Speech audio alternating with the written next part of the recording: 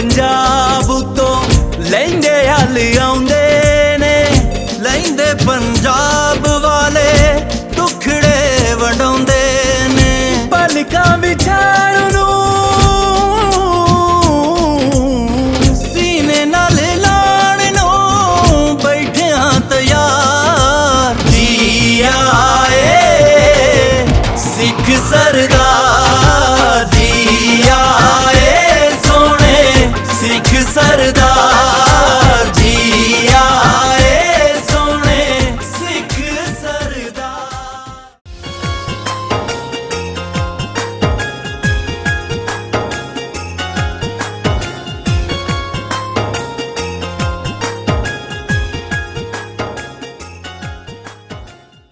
ਅਸਲਾਮ ਵਾਲੇਕਮ, ਸਤਿ ਸ੍ਰੀ ਅਕਾਲ, ਪ੍ਰਣਾਮ ਦੋਸਤੋ। ਇੱਕ ਪਿੰਡ ਪੰਜਾਬ ਦਾ ਚੈਨਲ ਦੀ ਟੀਮ ਅੱਜ ਪਹੁੰਚੀ ਹੈ ਜੀ ਨਨਕਾਣਾ ਸਾਹਿਬ ਜਨਮ ਅਸਥਾਨ ਗੁਰਦੁਆਰਾ, ਜਿੱਥੇ 552ਵਾਂ ਗੁਰਪੁਰਬ ਬੜੀ ਸ਼ਾਨੋ ਸ਼ੌਕਤ ਦੇ ਨਾਲ ਮਨਾਇਆ ਜਾ ਰਿਹਾ। ਵੱਖ-ਵੱਖ ਇਲਾਕਿਆਂ ਤੋਂ ਸੰਗਤਾਂ ਇੱਥੇ ਆਈਆਂ, ਚੜ੍ਹਦੇ ਪੰਜਾਬ ਤੋਂ ਵੀ ਆਈਆਂ, ਪਾਕਿਸਤਾਨ ਦੇ ਮੁਖਤਲਿਫ ਸ਼ਹਿਰਾਂ 'ਚੋਂ ਵੀ ਆਈਆਂ। ਸਾਡੇ ਨਾਲ ਸਿੰਧ ਤੋਂ ਆਏ ਹੋਏ ਹਿੰਦੂ ਬਰਾਦਰੀ ਨਾਲ ਤਾਲੁਕ ਰੱਖਣ ਵਾਲੇ ਇੱਕ ਸਾਡੇ ਭਾਈ ਵੀ ਸਾਡੇ ਨਾਲ ਮੌਜੂਦ ਆ। ਇਹਨਾਂ ਕੋਲ ਆਪਾਂ ਪੁੱਛਣਾ। ਬਹੁਤ ਸਾਰੇ ਲੋਕ ਸਵਾਲ ਕਰਦੇ ਆ ਕਿ ਜੀ ਤੁਹਾਡੀ ਜਿਹੜੀ ਹਿੰਦੂ ਕਮਿਊਨਿਟੀ ਜਾਂ ਸਿੱਖ ਕਮਿਊਨਿਟੀ ਜਾਂ ਈਸਾਈ ਕਮਿਊਨਿਟੀ ਪਾਕਿਸਤਾਨ 'ਚ ਉਹਨਾਂ ਦਾ ਕੀ ਮਿਆਰੇ ਜ਼ਿੰਦਗੀ ਆ, ਉਹ ਕਿਸ ਤਰ੍ਹਾਂ ਆਪਣੀ ਜ਼ਿੰਦਗੀ ਗੁਜ਼ਾਰਦੇ। ਉਹ ਸਾਰੀਆਂ ਗੱਲਾਂ ਬਾਤਾਂ ਅੱਜ ਸਾਨੂੰ ਸਾਡੇ ਭਾਈ ਮਿਲ ਗਏ, ਉਹਨਾਂ ਕੋਲ ਪੁੱਛ ਕੇ ਤੁਹਾਡੇ ਰੂਬਰੂ ਕਰਨੀਆਂ ਕਿ ਪਾਕਿਸਤਾਨ ਦੇ ਵਿੱਚ ਇਹਨਾਂ ਦਾ ਕੀ ਮੁਸਤਕਬਲ ਆ, ਇਹਨਾਂ ਨੂੰ ਲੋਕ ਕਿੰਨਾ ਪਿਆਰ ਦਿੰਦੇ ਆ, ਇਹਨਾਂ ਨਾਲ ਜੋ ਵੀ ਮਾਮਲਾ ਤਾਂ ਸਾਰੇ ਅਸੀਂ ਤੁਹਾਡੇ ਨਾਲ ਡਿਸਕਸ करने हैं जी। सलाम सर, वालेकुम सलाम जी। मेरा नाम है करतार लाल पंजाबी, मेरा ताल्लुक़ है शिकापुर सूबा सिंध PTI से ताल्लुक़ है। हम पाकिस्तान में मिनाटी जो है बिल्कुल सेफ़ है, लेकिन कुछ दहशतगर्द लोग जो है पाकिस्तान गवर्नमेंट को डिस्टर्ब करने के लिए इशू बनाते हैं।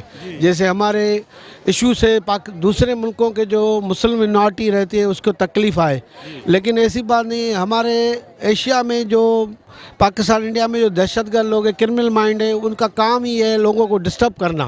लेकिन पाकिस्तान गवर्नमेंट से पाकिस्तान मिनॉरिटी को कोई भी तकलीफ़ नहीं है, क्योंकि जो फैसिलिटी है, जो कानूनी में फैसिलिटी है ब्रिटिश लॉ के मुताबिक वो हमको मिल रही है। किसी मिनॉरिटी को तो ज़्यादा भी मिल रही है, जिसके एजुकेटेड लाइफ है, फिनंशियली अप है, बेसिकली लैंडलॉर्ड है। पाकिस्तान से पहले जो लैंडलॉर्ड थे वो अभी भी है। हमें कोई भी तकलीफ़ नहीं है पाकिस्तान। जो हमारे यहाँ पे तीर्थ यात्रा है पाकिस्तान में जो भी है, मैं खुद नानक शाह का पैरोकार हूँ, मेरा नाम लिया हुआ है गुरु ग्रंथ साहब से। लेकिन मैं हर मंदिर में जाता हूँ, हर मज़हब में जाता हूँ, मस्जिद में भी जाता हूँ, दरगाह में जाता हूँ, चर्च में भी जाता हूँ। वहाँ पे कोई फ़र्क नहीं। फ़र्क कुछ दहशतगर्द लोगों में है जो डिस्टर्ब बना करते हैं, इशू बनाते हैं। कहीं लड़की का मसला, कहीं किसी को किडनैप करना, किसी को लूटना, कभी कोई इशू बनाते हैं। लेकिन पाकिस्तान गवर्नमेंट मिनॉरिटी से तावन है 100% है। और हम पाकिस्तान से पहले यहाँ के रिहाइश पजीर हैं। जो भी यहाँ पे पाकिस्तान सूबा सिंध से ननकाना साहब भी आए, उनको भी उतना ही प्यार है पाकिस्तान गवर्नमेंट से, और पाकिस्तान गवर्नमेंट का हमसे भी प्यार वही है। कोई फ़र्क नहीं है। हम खिदमत, हमारे जो सूबे सिंध के खिदमत का पूरी दुनिया में मशहूर है, खिदमत नवाज है। तो हम वेलकम करते हैं सिखों को। हमारे भाई है, हमारे धर्म रखवाले हैं।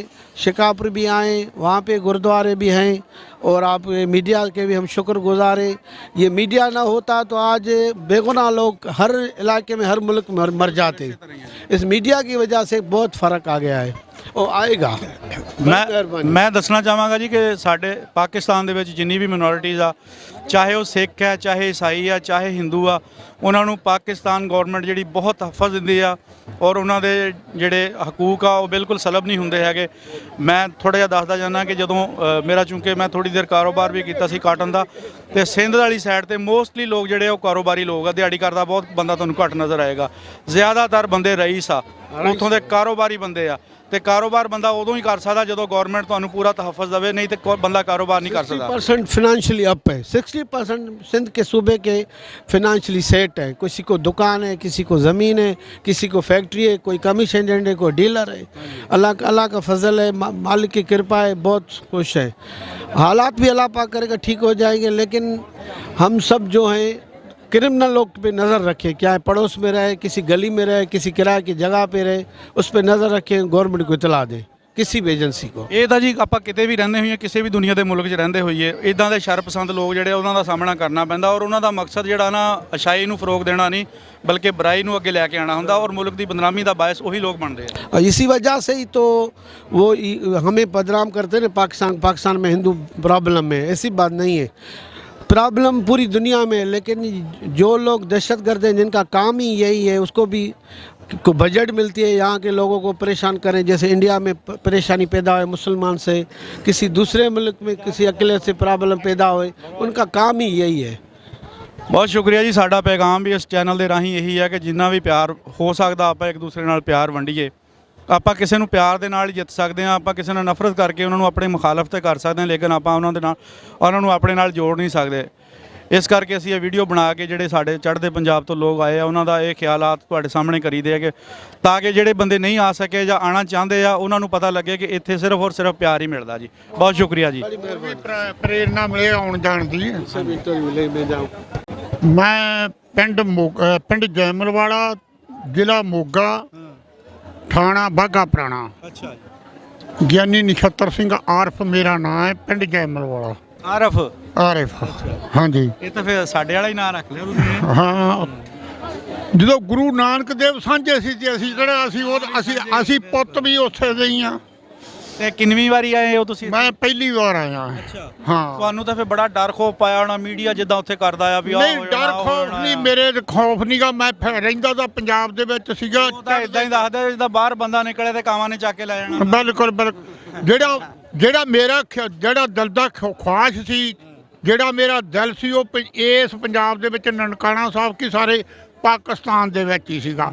ਅੱਜ ਤੋਂ 60 ਤੋਂ ਲੈ ਕੇ 53 ਦਾ ਮੇਰਾ ਜਨਮ ਆ। 60 ਤੋਂ ਲੈ ਕੇ ਜਦੋਂ ਦੀ ਮੇਰੀ ਸੁਰਤ ਸੰਭਲੀ ਆ ਉਦੋਂ ਦਾ ਇਸ ਪੰਜਾਬ ਦੇ ਵਿੱਚ ਹੀ ਮਨ ਘੁੱਖਦਾ ਫਿਰਦਾ ਰਿਹਾ। ਇੱਥੇ ਹੀ ਤੁਸੀਂ ਤੁਹਾਡੀ ਰੂਹ ਭਟਕਦੀ ਫਿਰਦੀ ਆ। ਇੱਥੇ ਭਟਕਦੀ ਫਿਰਦੀ ਸੀ। ਅੱਜ ਮੇਰੇ ਦਿਲ ਦੀ ਤਮੰਨਾ ਪੂਰੀ ਹੋ ਗਈ। ਅੱਜ ਮੇਰਾ ਬਾਪੂ ਗੁਰੂ ਨਾਨਕ ਦੇਵ ਮੇਰੇ ਤੇ ਪੂਰਨ ਖੁਸ਼ ਆ, ਜਿਹੜਾ ਮੈਨੂੰ ਲੈ ਕੇ ਆਇਆ।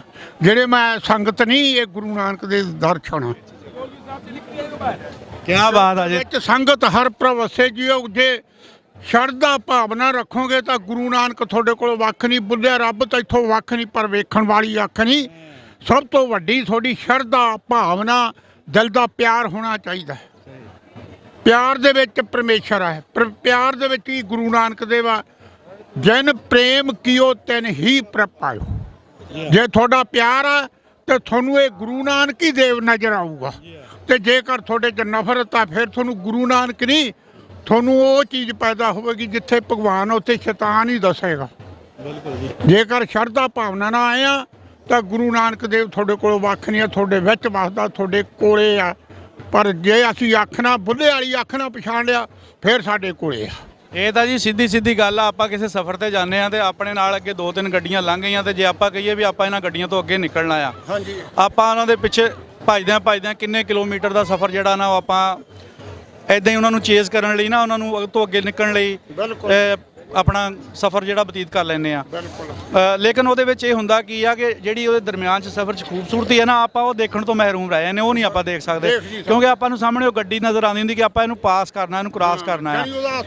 ਜ਼ਿੰਦਗੀ ਦੇ ਵਿੱਚ ਲੋਕਾਂ ਦੀ ਵੀ ਮਿਸਾਲ ਇਹੀ ਆ ਜੀ ਕਿ ਆਪਾਂ ਜਦੋਂ ਅੱਗੇ ਇੱਕ ਦੂਜੇ ਤੋਂ ਨਿਕਲਣ ਦੀ ਕੋਸ਼ਿਸ਼ ਕਰਦੇ ਆ ਤੇ ਜ਼ਿੰਦਗੀ ਦੀਆਂ ਜਿਹੜੀਆਂ ਖੂਬਸੂਰਤ ਲਮਹੇ ਆ ਨਾ, ਆਪਾਂ ਉਹਨਾਂ ਨੂੰ ਜਿਹੜਾ ਨਾ ਗਵਾ ਲੈਂਦੇ ਆ। ਉਹ ਗਵਾ ਲੈਂਦੇ। ਆਪਣੀ ਜਿਹੜੀ ਸ਼ਰਧਾ ਭਾਵਨਾ ਹੈ, ਜਦੋਂ ਅਸੀਂ ਨਫ਼ਰਤ ਨਾਲ ਵੇਖਣ ਲੱਗ ਪੈਂਦੇ ਆ, ਇੱਕ ਨਿਸ਼ਾਨਾ ਰੱਖ ਲੈਂਦੇ, ਜਿਹੜੇ ਆਸੇ ਪਾਸੇ ਦੀ ਨਿਗਾਹ ਖਤਮ ਹੋ ਜਾਂਦੀ ਆ, ਉਹਨੂੰ ਕੁਛ ਨਹੀਂ ਦਿੰਦਾਗਾ। ਉਸ ਭਾਵਨਾ ਨੂੰ ਨਹੀਂ ਵੇਖ ਸਕਦਾ, ਉਹ ਸ਼ਰਧਾ ਨੂੰ ਨਹੀਂ ਵੇਖ ਸਕਦਾ। ਇੱਕ ਇਨਸਾਨ ਦੇ ਵਿੱਚ ਪਰਮੇਸ਼ਰ ਨਹੀਂ ਆ, ਪਰਮੇਸ਼ਰ ਸਾਰੀ ਸ੍ਰਿਸ਼ਟੀ ਦੇ ਵਿੱਚ ਹੈ।